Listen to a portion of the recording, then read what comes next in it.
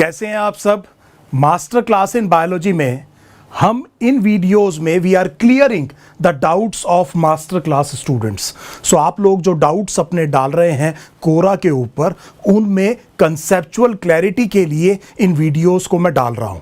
देखिए, इन वीडियोस का मकसद ये है कि नीट के लिए जितना रेलेवेंट है आपके डाउट्स को सिंप्लीफाई करके आपको समझ में आना चाहिए एग्जाम से पहले। सो हम अननेसेसरी कॉम्प्लिकेटेड डिटेल्स में नहीं जाएंगे, we will try to simplify. ये हमारा करीब करीब फाइनल रिवीजन है नीट एंट्रेंस एग्जाम से पहले, तो हम बहुत बेसिक तरीके से, फिर एक और बात समझ लीजिए, रेलेवेंट टू नीट हम इस कंसेप्ट को समझने की कोशिश कर रहे हैं। तो बहुत से बच्चों ने मुझे जो कंसेप्ट डाला है वो है plant life cycles and alternation of generations, plant kingdom का लास्ट सब टॉपिक है। इन बहुत सारे बच्चों में पूजा श्रीवास्तव, सुभद्रा देवनाथन, सुहानी गुप्ता, ईश रतन, सुबादीप भंडारी, जतिन, बहुत सारे बच्चों में ये बच्चे भी इंक्लूडेड हैं। तो चलिए शुरू करते हैं इस कंसेप्ट को सिंप्लीफाई करके समझने के लिए। सो देखिए, जब आप ऑल्टरनेशन ऑफ जनरेशंस की बात करते हैं, पहली चीज तो मैं यहां पर कहूंगा कि केवल प्लांट के बारे में सोचिए। Do not think along side the plants the life cycle of animals. पहला सोर्स ऑफ कंफ्यूजन हो सकता है आपको इस तरह का हो रहा हो। दूसरा, ये जो शब्द होते हैं gametic meiosis, sporic meiosis, zygotic meiosis, इनको थोड़ा सा अवॉइड करने की कोशिश कीजिए। तो शुरू में ही मैंने आपको यह बताया है कि किस वजह से यह कंफ्यूजन आ रहा होगा। हम पिकअप करते हैं आपकी एनसीईआरटी के इस टॉपिक की पहली लाइन से। तो आपकी एनसीईआरटी की पहली लाइन ये कह रही है कि प्लांट्स की लाइफ साइकिल में जो हैप्लॉइड सेल हैं वो भी माइटोटिकली डिवाइड कर सकते हैं और डिप्लॉइड सेल्स भी माइटोटिकली डिवाइड कर सकते हैं। हम जानते हैं कि माइटोसिस से ग्रोथ हो सकता है, नंबर ऑफ सेल्स क्या हो सकते हैं, इंक्रीज हो सकते हैं। सो चलिए हम यहां से शुरू करते हैं। हमने ये कहा कि एक हैप्लॉइड सेल है और इस हैप्लॉइड सेल में माइटोसिस हुआ। So let us go slow. हमने कहा माइटोसिस और एक मल्टी सेलुलर स्ट्रक्चर बना। सो ये जो मल्टी सेलुलर बॉडी बनी और इसमें जितने भी सेल्स हैं वो कैसे होंगे, हैप्लॉइड होंगे। हैप्लॉइड का मतलब आप जानते हैं एक सेट ऑफ क्रोमोसोम है। फिर हमने ये कहा कि इसके अंदर कुछ सेक्स ऑर्गन्स होंगे। सो ये जो सेक्स ऑर्गन्स हैं रिप्रेजेंटेटिव तौर पे जैसे एंथेरिडियम और आर्कीगोनिया। सो मान लीजिए मैं यहां लिख देता हूं एंथेरिडियम और आर्कीगोनिया। और अब आप सब जानते हैं कि एंथेरिडियम मेल गैमेट प्रोड्यूस करता है, आर्कीगोनिया फीमेल गैमेट प्रोड्यूस करता है। क्योंकि ये प्लांट बॉडी हैप्लॉइड है, सो गैमेट जो प्रोड्यूस होगा वो भी माइटोसिस से होगा। सो हमने ये कहा कि इनमें माइटोसिस हुआ। सो दिस इज अगेन माइटोसिस। और माइटोसिस से हमने कहा यहां पर मेल गैमेट और यहां पर फीमेल गैमेट प्रोड्यूस हुआ। और ये जो मेल और फीमेल गैमेट हैं ये दोनों के दोनों हैप्लॉइड हैं। तो मुझे उम्मीद है आपको लाइफ साइकिल के ये सीक्वेंस ऑफ इवेंट समझ में आ रहे हैं। ध्यान दीजिए, ये माइटोसिस से क्या बना है, गैमेट बना है। ये जो मेल गैमेट है ये फीमेल गैमेट तक पहुंच के उसको फर्टिलाइज करेगा। अब इसका मतलब ये हुआ कि इस जनरेशन को, प्लांट की लाइफ साइकिल में इस जनरेशन को आप गैमेटोफाइटिक कहेंगे। इसकी दो वजह हैं।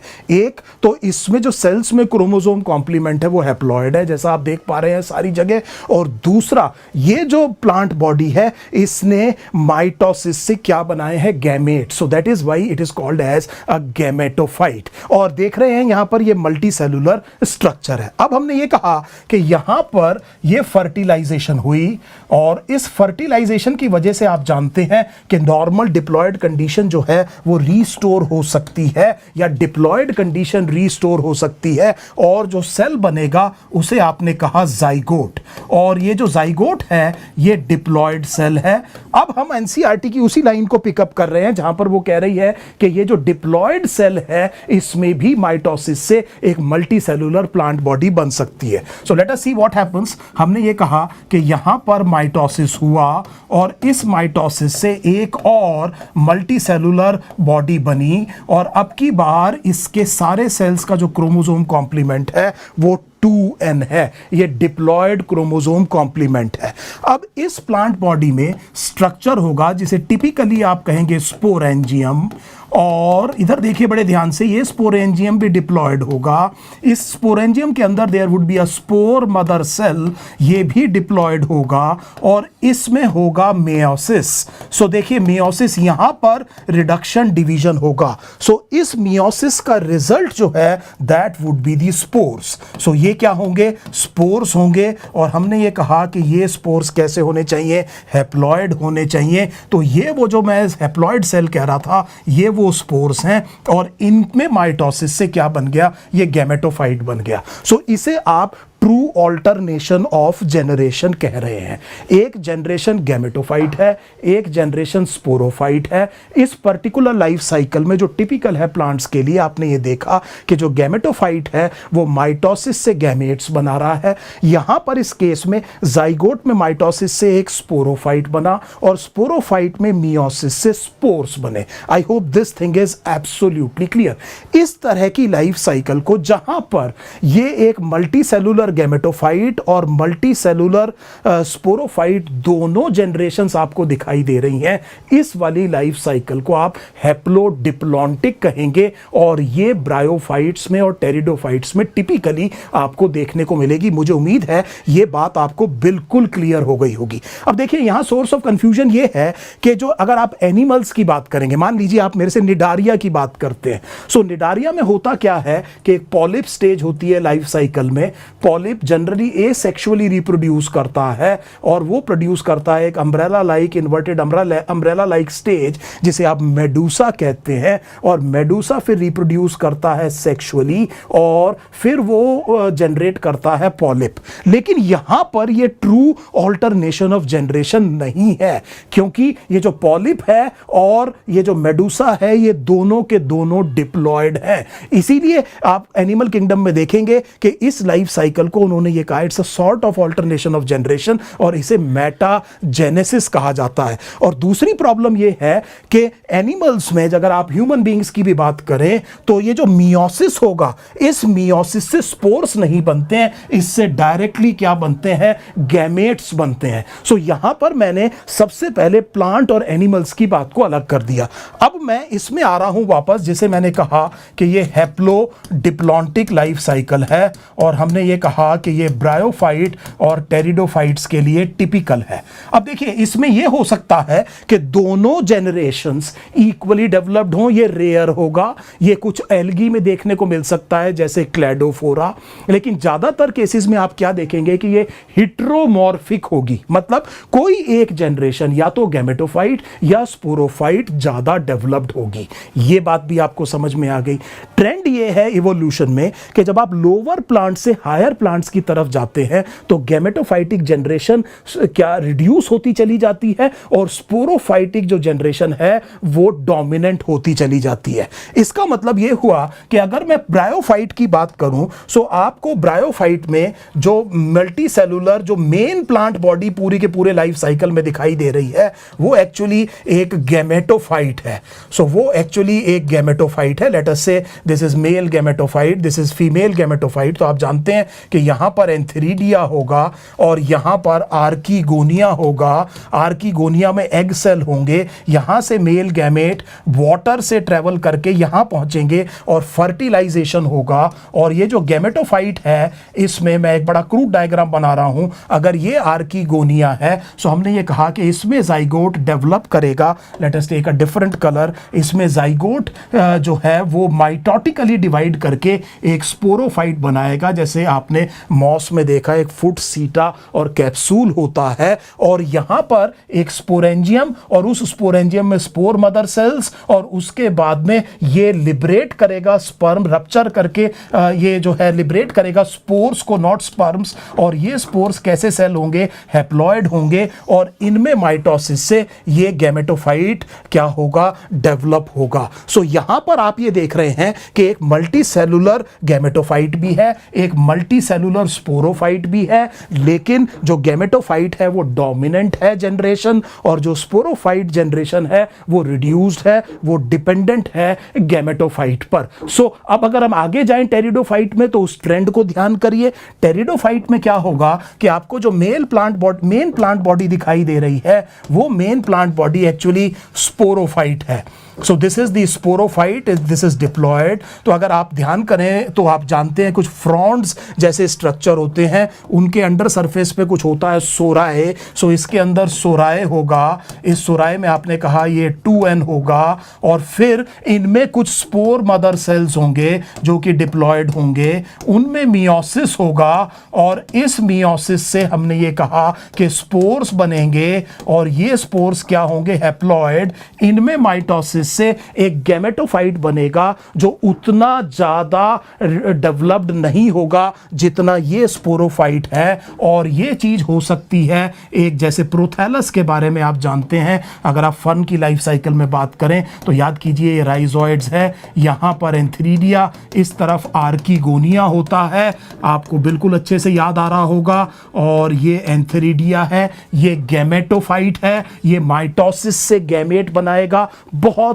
रिड्यूस्ड है विद रिस्पेक्ट टू स्पोरोफाइट। यहां से स्पर्म ट्रेवल करेगा आर्कीगोनिया में, और इसी के अंदर फिर हम ये देखेंगे कि ये जो जाइगोट है उस जाइगोट से एक मल्टीसेलुलर बॉडी बननी शुरू होगी, और ये चीज जो गैमेटोफाइट है ये डीजेनरेट हो जाएगा, and this will lead to the formation of the sporophyte. अब की बार आप देख रहे हैं कि ये भी मल्टीसेलुलर है, ये भी मल्टीसेलुलर है, ये डोमिनेंट है, ये उतना ज्यादा डेवलप्ड नहीं है। सो इस तरह की लाइफ साइकिल आपको टिपिकली टेरिडोफाइट्स में देखने को मिलेगी। मुझे उम्मीद है ये बात आपको बिल्कुल क्लियर हो गई। वापस अपने एक डायग्राम पे चलते हैं। मान लीजिए अब मैं इसमें एक वेरिएंट आपको बता रहा हूं। मान लीजिए ये जो जाइगोट है ये माइटोसिस से डिवाइड करके एक स्पोरोफाइट ना बनाए। सो ध्यान दीजिए, मैंने कहा कि ये जाइगोट माइटोसिस से डिवाइड होकर के एक स्पोरोफाइट ना बनाए, या तो इमीडिएटली या थोड़े रेस्ट के बाद में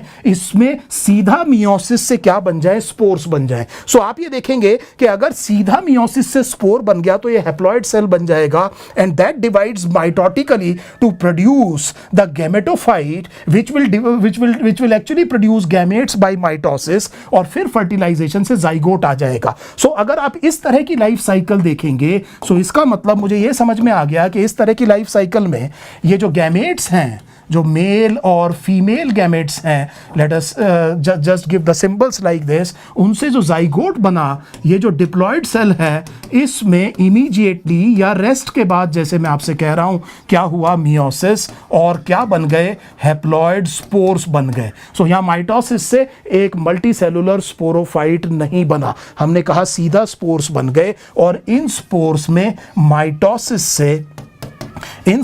में माइटोसिस से हमने ये कहा कि ये जो गैमेटोफाइट है, लेट अस से कि ये मेल गैमेटोफाइट है, ये फीमेल गैमेटोफाइट है, ये बना, और इसमें माइटोसिस से गैमेट्स बने, और हमने ये कहा कि फर्टिलाइजेशन से जाइगोट बन गया। और इसका मतलब इस ऑल्टरनेशन ऑफ जनरेशन में ये स्पोरोफाइट केवल किससे रिप्रेजेंट हो रहा है, जाइगोट से रिप्रेजेंट हो रहा है। अदरवाइज आप प्री डोमिनेंट जो जनरेशन देख रहे हैं वो गैमेटोफाइटिक जनरेशन है। इसीलिए इस वाली लाइफ साइकिल को आप हैप्लॉन्टिक कहते हैं। सो इस लाइफ साइकिल को आपने क्या कहा, हैप्लॉन्टिक कहा। स्पायरोगायरा, क्लेमाइडोमोनास, आपकी एनसीईआरटी में कुछ एग्जांपल्स दिए हुए हैं, very very important examples to remember. मुझे उम्मीद है ये बात आपको समझ में आ गई। अब इसका दूसरा वेरिएंट देख लेते हैं। अब की बार हम ये कह रहे हैं कि मान लीजिए इसी लाइफ साइकिल में वापस जाते हैं हम, तो हमने ये कहा कि ये जो स्पोरोफाइट है ये बहुत ज्यादा डेवलप्ड है,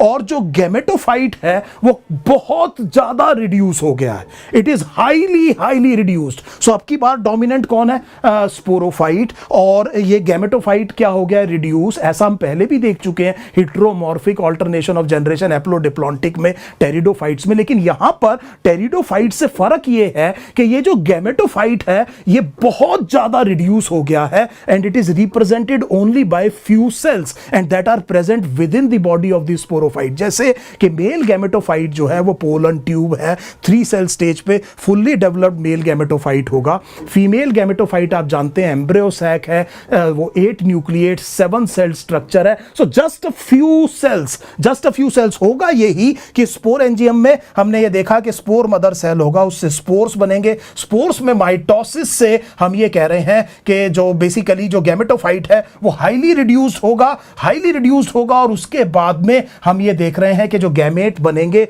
वो बहुत कम रिड्यूस्ड गैमेटोफाइट के अंदर होंगे। तो यहां पर समझना यह है कि टेरिडोफाइट से अंतर यहां पर यह आ रहा है कि गैमेटोफाइट और ज्यादा क्या हो गया है, रिड्यूस्ड हो गया है। तो इसका मतलब यह हुआ कि इस लाइफ साइकिल में जैसे जाइगोट बना, सो अगर हम देखें जाइगोट बना तो zygote will be formed obviously by the fertilisation of the male and the female gametes, और ये डिप्लॉयड है। It will develop into a sporophyte, yes. इस स्पोरोफाइट में हम ये देखेंगे कि स्पोर्स बनेंगे मियोसिस से, नो डाउट अबाउट इट। और इस स्पोर से हम ये कह रहे हैं कि हाईली रिड्यूस्ड, बहुत ध्यान से समझिए ये बात, हाईली रिड्यूस्ड क्या है, गैमेटोफाइट बन रहा है जो कि कुछ ही सेल्स हैं, और उसमें हमने ये कहा कि ये बेसिकली क्या हुआ, गैमेट बन के जाइगोट बन गया। और अब की बार ये गैमेटोफिटिक जनरेशन जरूरत से ज्यादा क्या हो गई है, रिड्यूस हो गई है। इस तरह की लाइफ साइकिल को आप डिप्लॉन्टिक कहते हैं। सो मुझे उम्मीद है अब आपको समझ में आ गया होगा कि किस तरह से आपकी एनसीईआरटी प्लांट्स में लाइफ साइकिल को इन 3 कैटेगरीज में डिवाइड कर रही है। सबसे कॉमन क्वेश्चन क्या आ सकता है, सो आप अपनी एनसीईआरटी उठाइए, जो एल्गी के जो ग्रुप्स हैं उनमें अलग अलग एल्गी में 3 एग्जाम्पल दिए हुए हैं। हैप्लॉन्टिक भी हो सकता है, फ्यूकस में भी याद कीजिए किस में हो सकता है, एक्टोकार्पस पॉलीसाइफोनिया में कुछ तरह की लाइफ साइकिल होती है। There are examples given in your NCERT, और खास तौर पे जो एल्गी से आपको जो एग्जाम्पल्स दिए हुए हैं वहां से बहुत कॉमन यहां पर क्वेश्चन पूछा जा सकता है। मुझे उम्मीद है आपका डाउट काफी हद तक क्लियर हुआ होगा। अभी भी नहीं हुआ है तो आप इस वीडियो के ऊपर भी डाउट डाल सकते हैं, हम दोबारा इसको ठीक करने की कोशिश करेंगे। Thank you so much.